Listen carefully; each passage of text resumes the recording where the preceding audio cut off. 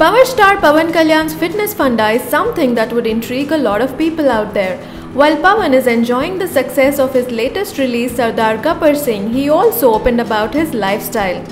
Pawan, who is a black belt holder in karate, still practices martial arts as part of his fitness routine. Pawan also said that he follows a strict sattvic diet and that he has only one meal a day for 6 months in a year. Moreover, his diet includes a lot of fresh fruits.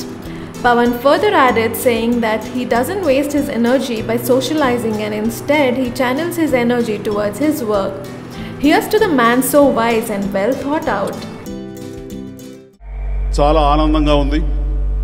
ఎందుకంటే 100వ cinema అనేది చాలా ప్రతిష్టాత్మకమైనటువంటి cinema. 100వ cinema Gautami పుత్ర శాతకర్ణి అని నిర్ణయం తీసుకోవడం అన్నది మొట్టమొదటి విజయంగా నేను భావిస్తున్నాను. ఇవి మైలురాయి వంటి సినిమాలు ఇవి.